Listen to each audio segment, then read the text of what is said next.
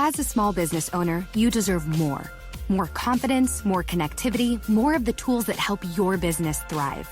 And at Cox Business, you can expect more from us. We don't just have sales reps. We have perfect plan identifiers. People who will work with you to make sure your business gets everything it needs and nothing that it doesn't. Your business deserves more, and that's why you can expect more from Cox Business. Call 800-526-8572 to switch today. There's nothing more predictable in life than the unexpected. Lightning will always strike. Hail will fall on roofs.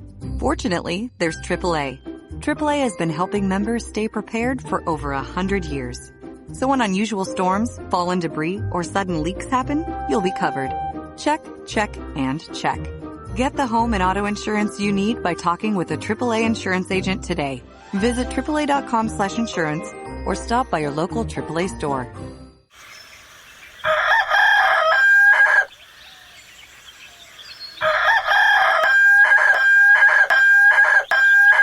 If you prefer real mornings, shouldn't you have a real breakfast? At McDonald's, we get real about breakfast. That's why you can have a savory sausage biscuit with delicious hash browns for only $1.50. It's time to wake up breakfast.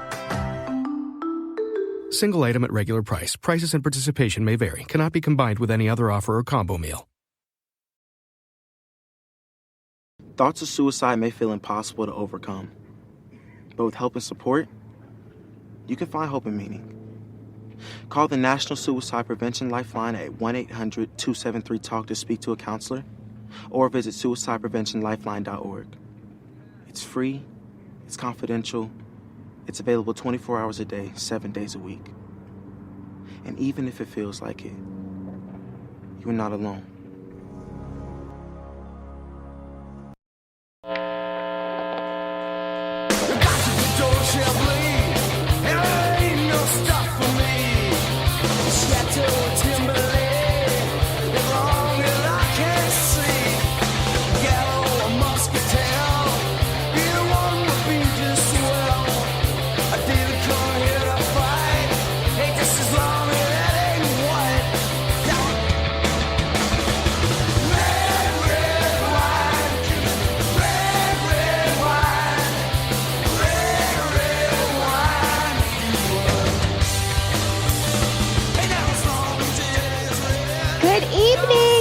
To the red wine. Oh my gosh, missed you guys so much. I have been in faith, what do you call it? Good daughter status, taking care of my mom after her heart attack. Just crazy summer. But I'm back, and I'm so glad that Diane finally gets to be on the show with me. I'm back too. I know, and we're so excited because we also have Dawn making an appearance tonight. Hi, ladies. I can't believe this is, I can't remember the last time I heard you two together. I know it. I've been missing my other half. Some people may not, I don't know. We may probably have new listeners, but Diane and I were the original Red Wine, and we started way back on KLRNRadio with Hammy. So it's been a while. Yes. And I just wanted to say that I hope your mom is feeling better, and hopefully she's listening, and hopefully you're not going to get salty tonight. I'm just saying. So inside joke, my mom, one time I said the F word on the podcast, and my mom sent me a text during the show that I was getting a little too salty. So I'll try not to get salty tonight. Dawn, you can get salty. I won't. I have permission. Yeah, you have permission. Never swear, so that, I never will get salty. Let's just put it that way. Yeah, you're going to get struck with lightning now. I know. So it's a crazy. So I went away. I wasn't paying that close of attention to the stuff in the news, and holy buckets, the world has fallen apart. I can't even believe, I suspect if Biden gets in office on by November 5th, it will be all about puppies and rainbows in the news. But I'm kind of thinking I will just probably get a lifetime supply of wine and just drink straight. If that ever happens. Because I just, no, not going to happen. Yes, I know. How is it there in Florida, Dawn? I don't know that it's as bad as people think, at least not in most counties. I know we have had a lot of increased case numbers, so I think that's kind of driving some stress. But I will tell you, first of all, I think I'm done listening to the test results because we've had several reports of places only reporting their positives, which doesn't help. Right. I don't think, like it's like 100% positive. Everyone we've tested, which leads you to believe everyone has it, which it's not. It's not right. that, but I definitely I would like to know hospital numbers. I want to know how sick people are actually getting. What are we doing about it? I'm done listening to the new cases, I think. Yeah. And you can tell left media versus right media because left media just gives you the positives. Right media gives you the positives and the hospitalizations. So, it puts it into perspective. So it's all in how you want Trump to look during the pandemic, right? But when you look at the actual numbers, all right, because you remember New Hampshire, we were one of the ones that had, we didn't really have a whole lot of massive cases, but I kept, people were focusing on, oh my gosh, 350 people have it, 1,000 people have it, 2,000 people have it, and they're not looking at the fact that, 75,000 people had tested negative. Negative. It's ridiculous. I mean, right now there's a small little outbreak in a long-term care facility. I think it was like 2 people had passed away from it. Numbers staying about 29 or 30 positive cases, but people have been tested left and right. The minute the antibody test was available, I had the antibody test, was negative. I wanted it to be positive because I figured, but then again, that could be, this disease. No one knows anything about this disease. Have you been tested, Dawn? I have not been tested. My husband ended up getting tested a couple weeks ago because he had a cough and we were just like, ugh, if it was any other time, we would not even think twice. And it's probably allergies, but they were giving them out and it was easy to get. So he went and got it and he was negative. And my youngest and I just went and donated blood last Friday. And through One Blood, they were doing the antibody testing. Oh. So I also don't know how trustworthy that is as far as how long the antibodies last, because I've heard if you did not have a very severe case, even if you had it, it might not last very long. So like chickenpox. Yeah. So we were both negative. So okay, right now, but I will say that what was frustrating is back in March, my daughter went to spring break in Florida and came back right when it was starting to explode, and she had classic what they call COVID symptoms. High fever for 4 or 5 days, massive cough, couldn't breathe, everything. Yet she did the swab test, which is that's the most accurate one, isn't it? The swab test.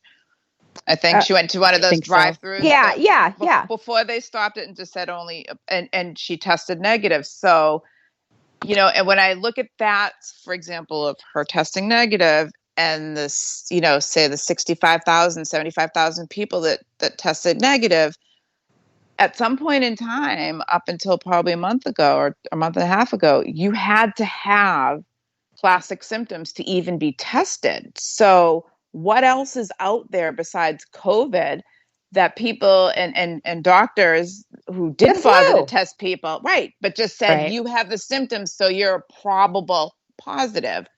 Makes you think that the numbers that are out there are completely out of whack. I don't even think half of them are legitimate.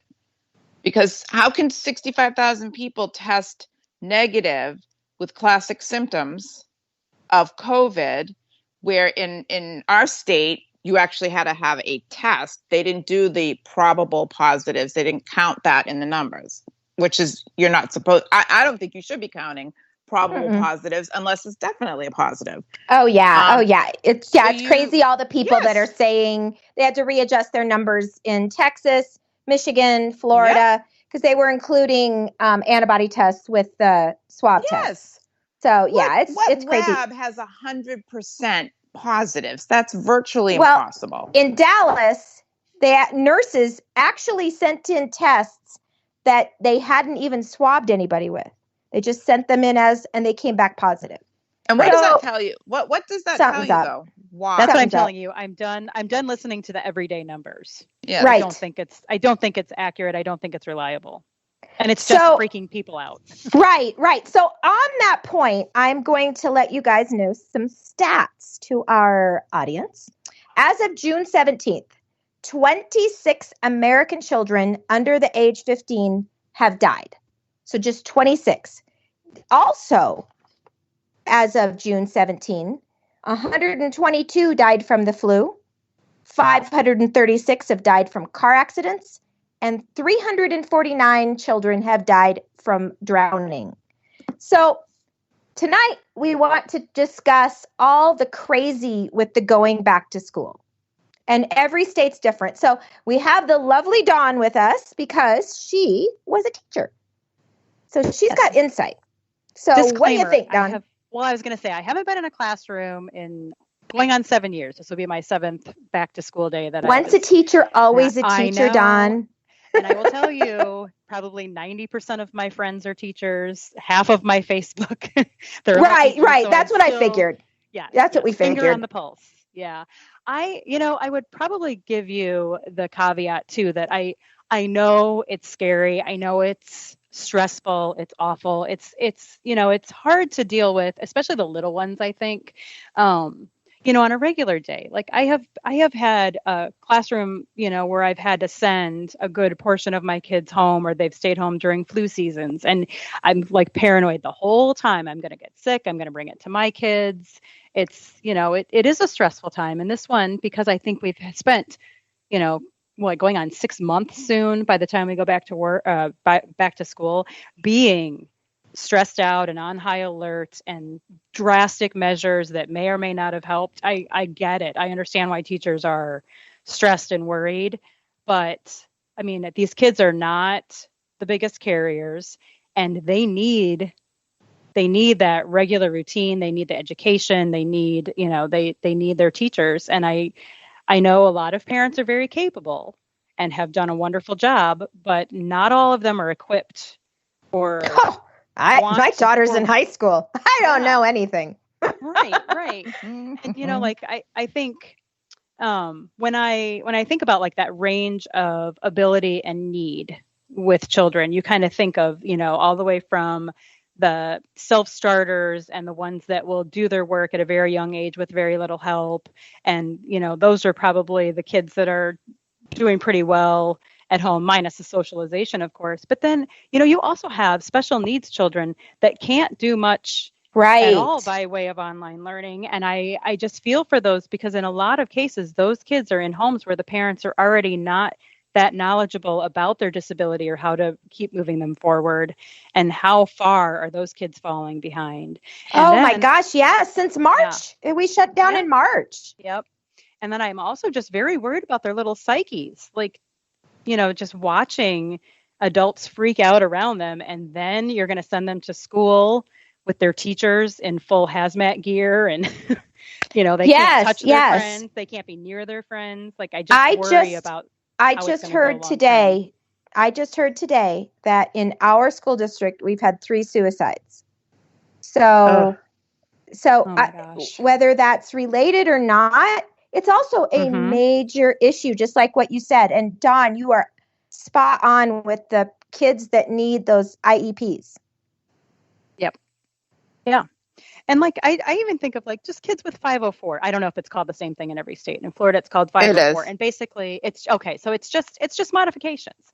Like maybe they have a learning disability and they just need to not have that timer on the test to put them under stress where they're trying to read it as fast as everybody else can. And they just need time to read the questions a little longer and those sorts of things. And it's, I'm sorry, but not every parent is able to do that. And then on top of it, think about the parents that have to work and they're trying to work at the same time, if they can even work from home. Right. So I just think, and then on the top of that, there's another layer where I just thought of this today as I was kind of getting ready and getting my mind in the right place for the show. There's also, like, when we think about the economic, ramifications, like think about all the support staff. So if we're not in school full time and, doing what we need to do, there are bus drivers, there are cafeteria workers, their custodians. So they've already had to deal with that too. They can't work from home. Right. My understanding, though, is the majority of at least for school districts here in New Hampshire, they were being paid. That's Yes, what my they are. understanding was. And you brought up a good point when it came to the special education aspect with the IEPs. Parents, believe it or not, do have the ability to sue the school district because there's no language anywhere in the IDEA Act that states any type of disaster or anything like that is acceptable for their children not getting the services that they're supposed to be getting. So that's what school districts will be facing. And so they should, especially ones with kids that have one-on-ones. Those are the ones that are impacted tremendously. And what I can't imagine is how much knowledge and skills that these students have lost just from the 3 or 4 months that they're not, the kids that would have gone through kindergarten and first grade and second grade and third grade, which is when the learning skills they're learning the most. That's really the area K through 3 is when kids learn their study skills that will carry them through college and through their work life and their life. Yeah. Well, and that's being missed. Did you guys, one of the things that I thought, okay, so in Colorado, grade could not go down. So whatever your grade was, it would either stay that grade or you could bring it up, but it would not go down. Guess what happened to a majority of high school students? They didn't. Who cared? It's like, yeah, exactly. They were like, I got a C in that and a B in that and an A in that. I'm done. Exactly. Yeah, exactly. I'm sure there are, even with the older kids that were expected to kind of do it on their own, I am sure there was not a small percentage of kids that combined either didn't log in or, the teachers couldn't track them down to do even their class meetings or anything like that. But, I think the dropout rate is going to go up for older kids. Oh, definitely. And I will tell you, I taught pre-K, kindergarten, and second grade, basically. And I did 1 year of varying exceptionality. So I actually did some of the special needs children too, self-contained. And if you think the summer slide is not a real thing and will not be 100 times worse after this. We would spend the first few weeks of school every year coming back from just what they lost over the summer because parents didn't necessarily keep up with it, even with their reading or the homework that we gave them. So I can't imagine if this compounds much longer, what that's going to do to our achievement levels. Can you imagine that? No Child Left Behind, the testing they used to have in October. So basically kids would lose 6, 7 weeks of classroom because teachers had to teach to the test versus, so you compound all of that with the new, curriculums and the tests and the Smarter Balance or whatever they're using now, who even knows? I can't imagine as I said, the lost knowledge that these kids must be facing. Because I don't care what anybody says. I keep hearing, remote classes are fine. They're fine to an extent, as you said, when a student is, can work individually on their own. But a lot of students like to collaborate, and there's no collaboration right now. Well, and some people aren't able to just look at a book, read the instructions, and know how to do something. Or look on the screen nowadays instead of the book. They really need that in-class instruction. Right. Oh, absolutely. A lot of my day was spent, there was that gradual release of responsibility model where we would do things as a group. And then you would try it out kind of small group or partner, and then they would have to do the individual. But what do you think I was doing when they were working individually? I was helping individuals. I was catching up with anybody that wasn't understanding it or needed extra help. You can't get that hands-on. You can with parents that are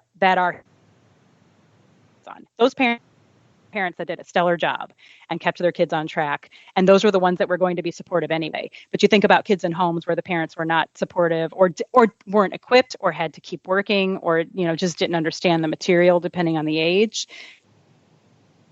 Those kids were probably suffering. And I still teach kids. I teach fitness. And I also, like I said, I have teacher friends, but also just children of my friends, like some younger ones and clients of mine.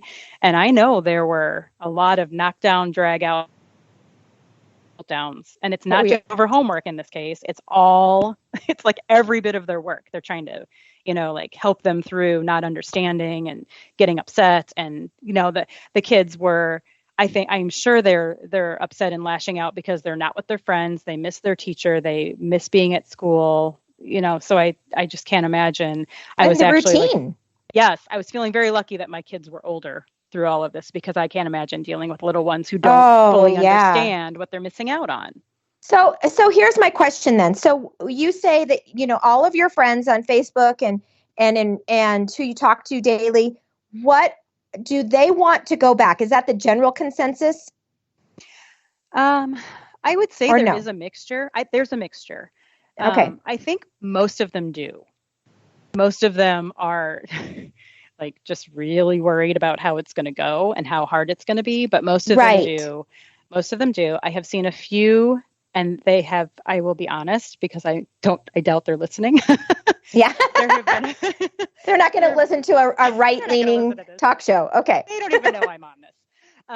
But there are a few where they have kind of surprised me, where I'm thinking, you don't sound like you have the interest of the children in mind at all when you say what you're saying. Right. Like, I understand you're scared. I understand you're worried. I understand, you're going to be fighting with kids all day to keep their mask on their face and not on other parts of their body or on the floor or in the toilet. Oh God. Yeah. That meme or that video of that guy pretending to be a little kid with a mask. It's hilarious. It becomes a bikini top. It becomes a hat, Yeah. Oh, it'll be twirling on pencils. Oh yeah. Yeah. Oh yeah. I mean, I understand that they're worried, and I'm worried for them. I feel bad for them. I wish there was something I could do to help. I totally agree. And I also think some of my friends who are on the right are also leery of going back, but not because they're scared of COVID. They are like, oh my God, every other week, but he tests positive and we have to shut down. We're going to have to transition from in-class learning to online learning and back and forth. And it's going to be a logistical nightmare. So that I'm hearing that a lot as well. Absolutely. I know here in New Hampshire, our school district particularly, they have broken off into groups, and the groups include teachers and parents and a board. So there's about 5 different groups that are, scheduling, different aspects of the school, how they're going to do it with the busing and whatnot. And I think they're looking potentially, say, 3 days in classroom staggered. So half go in the morning, half go in the afternoon. Yeah, so that it's a smaller 2 days remote. They're floating so many different ideas. I think that's the best. And in the state of New Hampshire, a lot of parents are like, oh my God, what are we going to do? How am I supposed to, if they're doing half days, how do I get my child?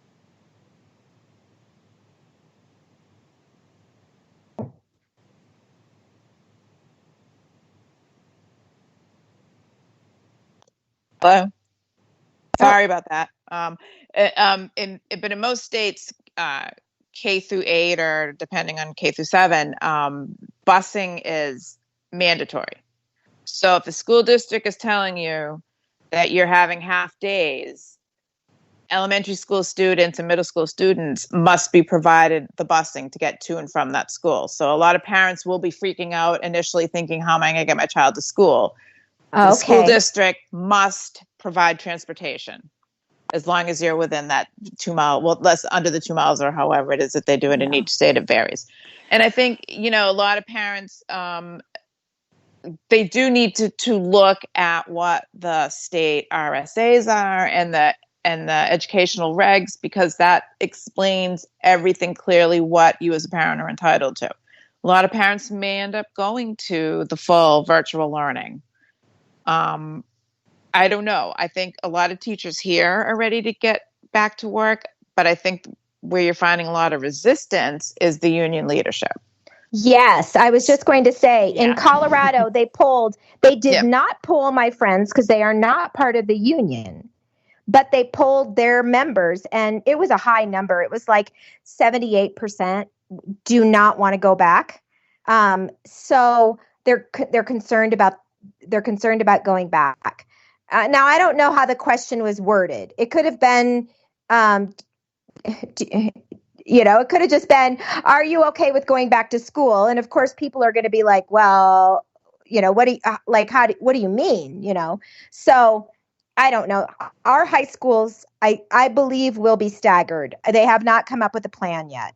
But it is definitely, you have to wear your mask. If you do not wear your mask, you will be escorted out. You will immediately have to leave, no different than if they found pot in your locker. There won't be lockers.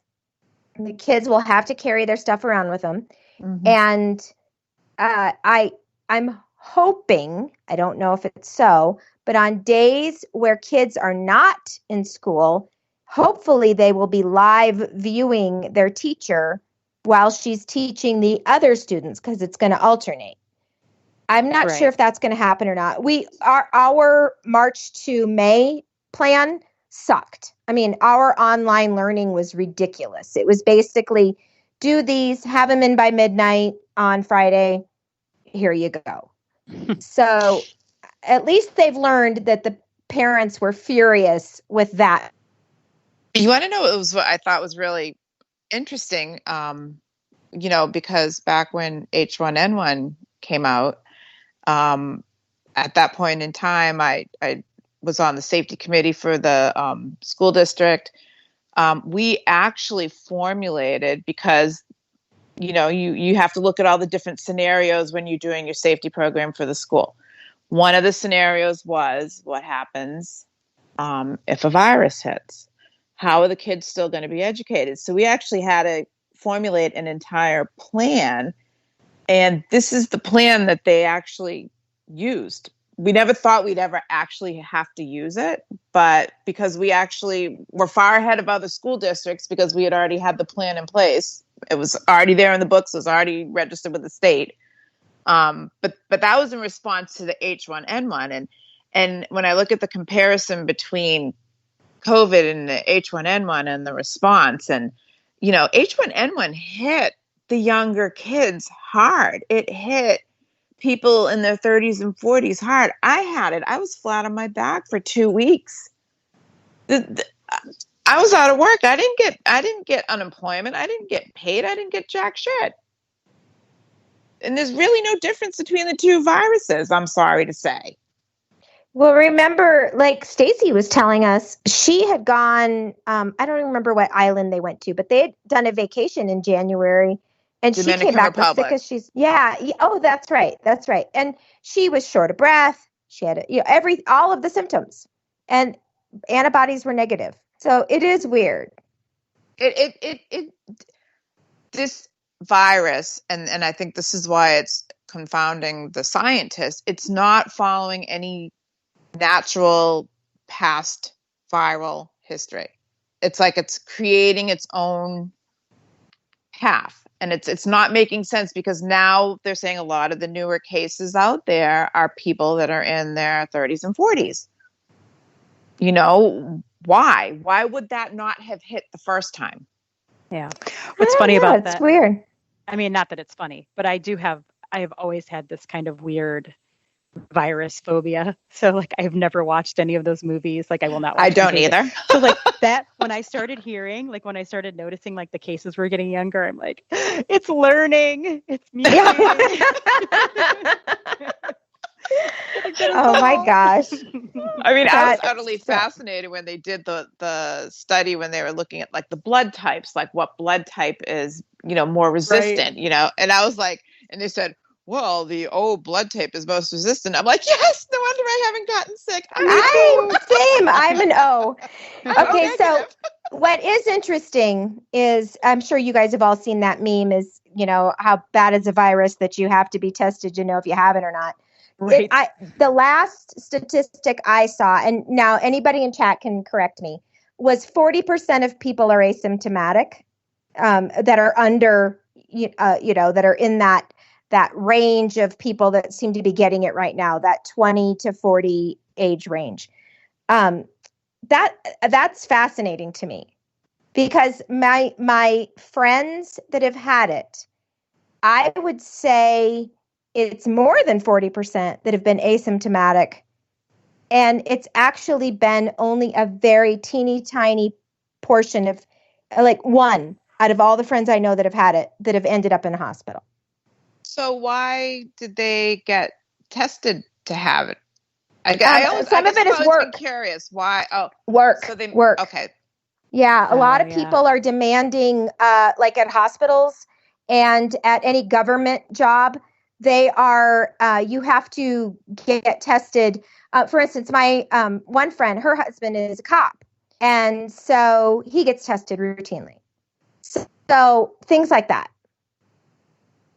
Oh, okay. Well, and I think there's also a lot of people, when it's available, and like we have a testing site not far from here, and it's like kind of updated on Facebook every once in a while, where people are like, I went to get tested today, I only had to wait 10 minutes. And I think there are a lot of people that are thinking, that's not bad, maybe I'll just go get it. But then I also have known a couple people that thought they were exposed to someone that had it, and so they just went to get the test. And so far I know one person that actually, and it's actually a couple, he contracted it, and then she also tested positive. But otherwise, everybody that was just kind of suspicious or thought, I'll just go get it because I can, have all been negative. That's interesting, because Florida's a hot spot. I know. It's Miami. I'm telling you, it's Miami.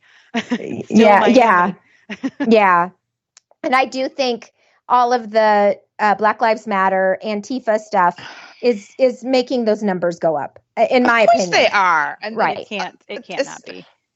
Right. Seriously, when you look, I'm waiting for, we noticed that they said supposedly that the Tulsa, Oklahoma numbers went up, and it was all because of Trump's rally.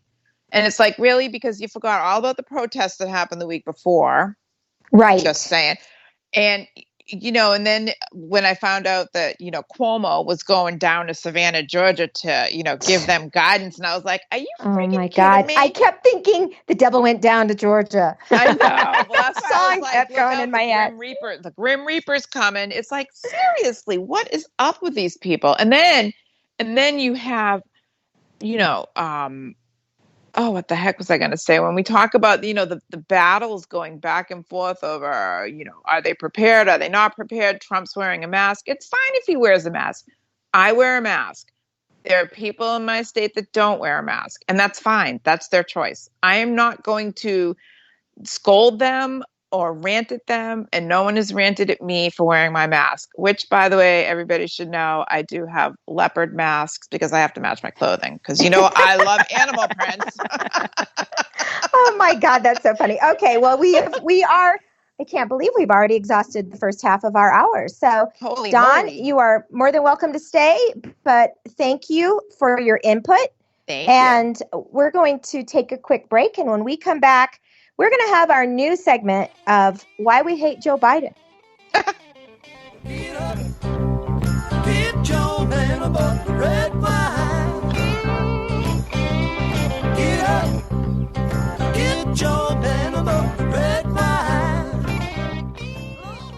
I can't get up out of bed. My son was in the Army back during Desert Storm, but even then he wanted an MBA. He looked at a dozen schools, but only one offered the online education and flexibility he needed while he was in a tent in Iraq, Grantham University. Turns out that Grantham's been delivering affordable, relevant college and advanced degrees for over 65 years. Heck, if they can deliver a quality education to a soldier in a tent overseas, think about the flexibility Grantham can offer you so you can earn your degree too. It doesn't matter how complicated or full your life is. If getting a degree is on your bucket list, you'll want to do what my son did. You'll want to call Grantham. Find out how easy it is to get started on your education so you can check that college degree off your bucket list. Call Grantham right now, 800-910-1370. That's 800-910-1370.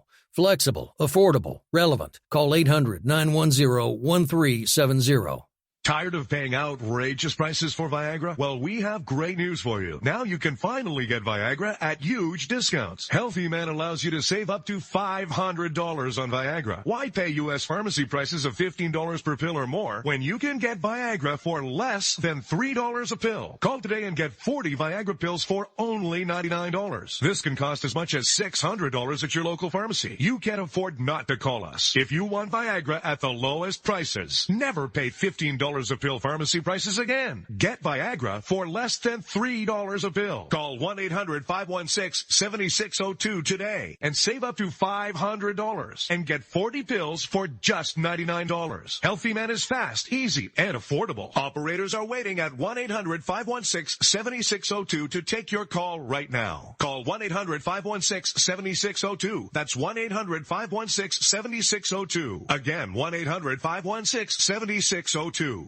Attention business owners and independent contractors. This is a money-saving message from Tax Mediation Services. If your business owes $20,000 or more in taxes, we can help you today, right now. Listen, dealing with the IRS is no picnic. It's an intimidating and extremely stressful process, and you don't want to go it alone. Our attorneys know every law, every tax break, and every possible opportunity to help you resolve and reduce your tax debt. And if you owe more than $20,000, you may be at the top of their hit list. So don't take your tax debt lightly, because it will not go away on its own. The IRS can seize your bank accounts, your home, and even shut down your business. Call our tax experts today at 1-800-783-0810 and let us deal with the IRS while you focus on your business. That's 1-800-783-0810. Again, that's 800-783-0810.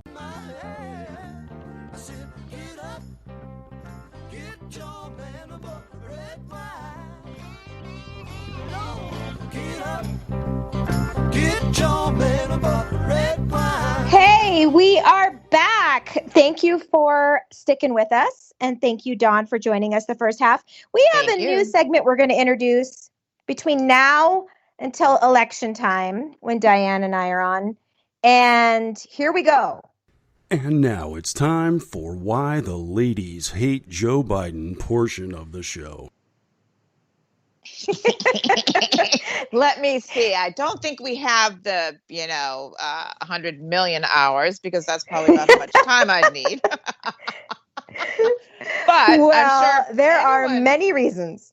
If anyone was reading my tweet today, you would have noticed the tweet that I had put out there about, Joe Biden and Obama in their little virtual fundraiser, where, pretty much, they're talking about how claiming Trump won't take responsibility for the COVID, and Obama pretty much, and I'm paraphrasing here, said, "Those are words that you never heard out of our administration." And my mouth fell to the floor. I was literally screaming at my phone saying, "Are you fucking kidding me?" Excuse my French. Are you kidding me? Because we all know about blaming Bush for 8 years. I didn't do that. I'm not to blame. It was someone else's fault. I was like, literally, are you kidding me? Right. I mean, we could literally go into days of Joe Biden and Obama not taking the blame. I didn't know the IRS was weaponized and going after people that I didn't like. Who knew? How could that have happened? I didn't know the FBI was investigating Trump. My understanding is, I think someone said that there's a phone call that's going to be released soon between Joe Biden and Obama and somebody else, where they're literally talking about this whole Russian hoax investigation. So I'd be curious to hear when that phone call comes out. No kidding. Yeah, no kidding. Just Joe Biden, and we could spend an entire 30 minutes on Benghazi and on Syria and on the Arab Spring. Don't forget the Ukraine. No, oh God. Well, that'll be a long story. Okay.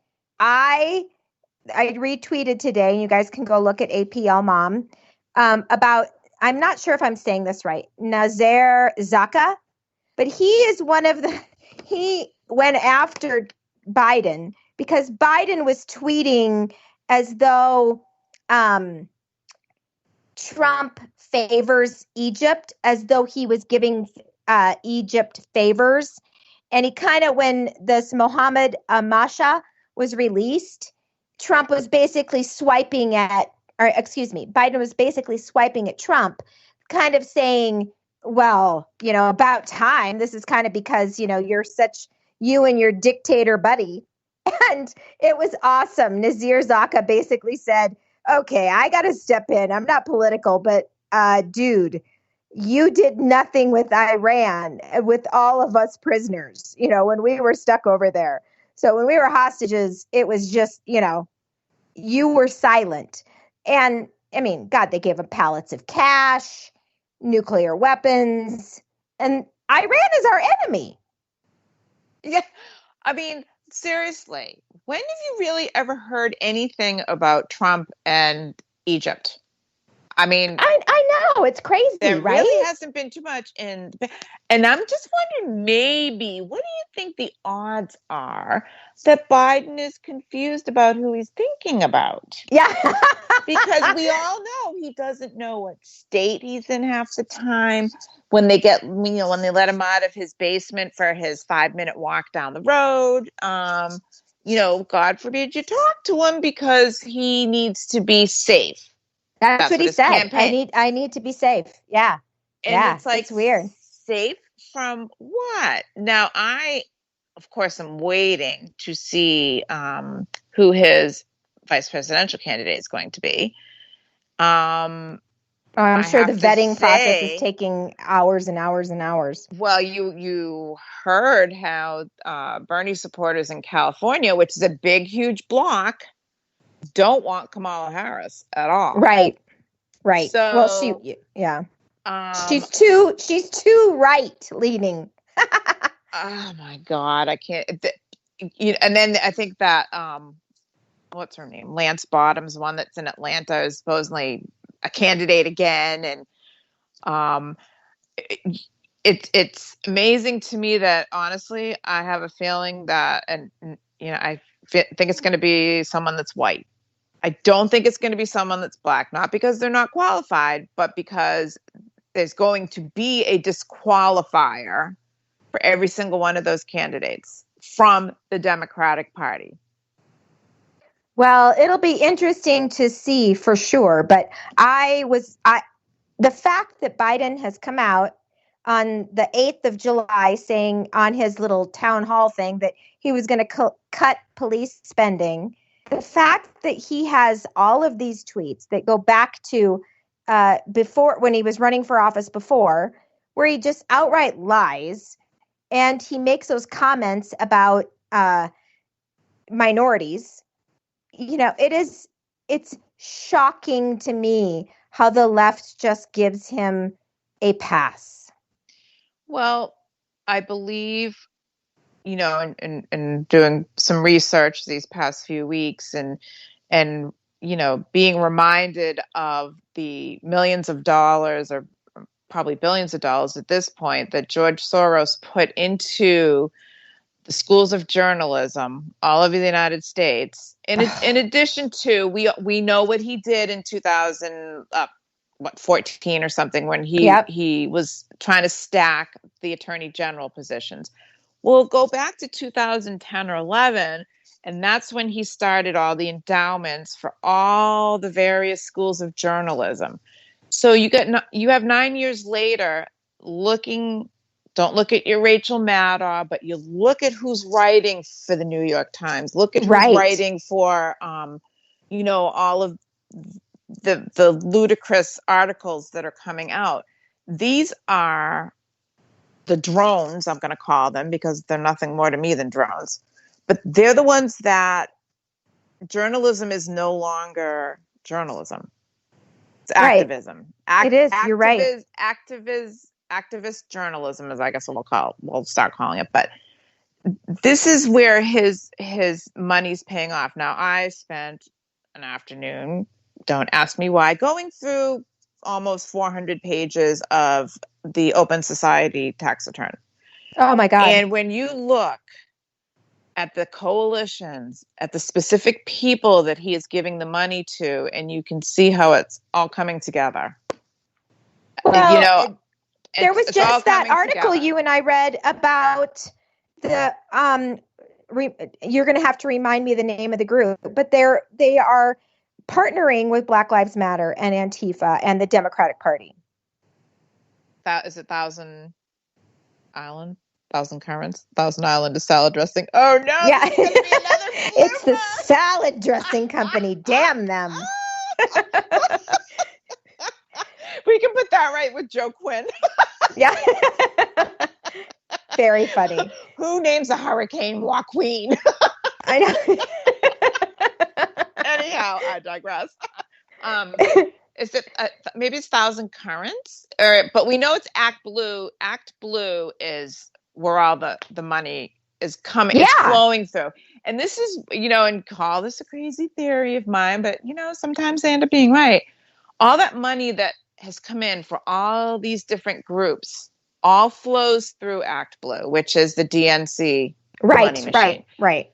So when you look at how they say that Joe Biden blew away getting donations, all the small donations. Well, where do you think they were counting for all of these small donations? Oh, exactly. So I keep getting, and it's local too. Yeah, if it's flowing in through Act Blue, and then Act Blue is the one that disperses it to the various supposedly charities, how do we not know that Act Blue is taking all the money in? They're claiming that is all the small donations, and then it's allowing on the backside of Act Blue all the dark money to funnel in to the Biden campaign where he's being bought and paid for, if you get my meaning. If you can figure out whether, and this is how I feel somehow or another, this is how they're doing it. This is how Soros is getting his money, and this is how, Hillary made most of her money. Now, again, sometimes I get bored. I was perusing through WikiLeaks and all of the emails from Hillary's campaign for, Podesta's emails. I will tell everybody, just go in there and put in Black Lives Matter as your search function and go read exactly what Hillary Clinton's campaign members thought of Black Lives Matter. It's not flattering, I will tell you. It's quite interesting. I just didn't have time to sit there and put any of it out there, but I will. We need to do that. We need to post that on the Red Wine. And we're going to, because there was a lot of interesting things about how they disparaged them, how they said, you just humor them, is pretty much what, paraphrasing, of course, humor them and they'll go away. That is the Democratic Party to a T. Just give them a few statues they can throw down. Just humor them. It's the soft bigotry of low expectations. Exactly. These people, they're just so stupid. If we just basically give them a few street names and some university buildings and take down some statues, they'll go away. And we can say, look what we did. Yeah. And it just seems, I have a big tinfoil hat. I just got to tell you what I feel is going on. It's like a switch was switched. It was basically go out there and cause as much trouble as you can. I mean, there's coalitions that, are that take in less revenue than what they're spending. I mean, I found one coalition in New York. I can't remember the name of it. I'll find that for next week, or I'll post it. But it was a coalition in New York that took in, let's say, $185,000 in revenues, donations, grants, whatever you want to call it. Do you know of any small coalition that would turn around and pay over $100,000 for marketing to a firm in Washington, D.C., that Robert Gibbs, who used to be the press secretary for Obama, works at, and about 10 other former Obama people that worked in his press department? $100,000 got paid to this firm for marketing. That's crazy. For a small little coalition that was part of the Occupy City Hall. And then all of a sudden they went, and they all were created in about 2015, 2016. Does that sound familiar? Yep. Obama's going out. Yep. Okay. Obama for America, all- just a new name. They all start off making very small money, and then all of a sudden they're making millions. The gentleman that was actually the lead protester, who did the whole Occupy City Hall. And again, I know there was one that was Jonathan Sykes, and there was another one. He, believe it or not, was the executive director of the Poor People's Coalition in New York, who also happens to make almost $200,000 a year. So it's janky, isn't it? Yeah, and the gentleman that got arrested, I don't know if anybody read about what happened in Miami. He got arrested for stealing Trump flags off of people's cars or whatever. Okay, his name, and I can't think of it off the top of my head. He happens to be from New York as well, but yet he's down in Miami getting all the Black Lives, movements, protesters and whatnot, and being arrested, and he's actually, his grandfather used to be the vice president at IBM. They're extremely wealthy. Yeah, crazy. And he has it's not an Ivy League degree, but he has a very prestigious degree. He is in real estate, and it's like, what is going on here? Well, the two lawyers that got in trouble that were charged with throwing the pipe bomb in New York City. Think about who bailed her out, who went to go bail her out, was a woman that works for the law firm that Eric Holder started. Yeah, it's like crazy. It's big, and excuse me for being rude, but it's basically a circle jerk. Oh God, it's so incestuous. It is. It is. You're exactly right. I know. And people don't see it. And I have so many friends because I live in a blue state, and I'm sure you can attest to this too, that honestly don't read anything. They just think Joe Biden is a nice old grandpa and Trump is rude. And it's so frustrating because Joe Biden has actually said, and this is why I hate Joe Biden, he has actually said more anti-LGBT, more anti-Black, tons of anti-African-American. And just all around, just poor policies, very poor policies. I just do not understand how he gets such a pass. Well, again, it goes back to you got your Soros money in the journalistic schools. And that's why he's getting a pass, because they are oozing over him because they know that they will be back in power. They never expected Donald Trump to win. No one expected Donald Trump to win. No, I agree. No one. And that ruined whatever plans that they had. Hence the reaction going on his entire term of trying to get him out, and the hatred. Never seen hatred like this before. And you have to ask, why? And I've always said this since day one. Why this reaction? There has to be something behind it. We haven't quite figured out 100% what's behind it, but look at what this man has faced day in, day out, and his family, what they have faced. And yet he still believes in this country and, wants to make it even better. And and he's realizing that this is probably the biggest battle he's ever had in his life. I mean, he's had businesses fail, whatever, but he's always, come back strong. And what they've tried to do to him is unprecedented. It goes back to, J. Edgar Hoover and the things that they used to do. And well, honestly, Diane, they're doing it to the entire Republican Party. They're doing it to every American, because they're willing to sacrifice entire neighborhoods and all these businesses that have gone under, all the people that have died in nursing homes to win. Yes. Think about that.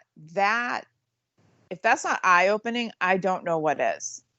There is no other reason that Democratic governors were sending sick people into nursing homes other than the fact they wanted those COVID numbers to go up. It doesn't make any other sense. There were facilities. There was a naval ship waiting for patients in New York City. There was an entire park. Central Park had an entire Army hospital set up to take patients. Cuomo sent patients back to the nursing homes. That was to make the numbers rise because they knew Trump was going to win.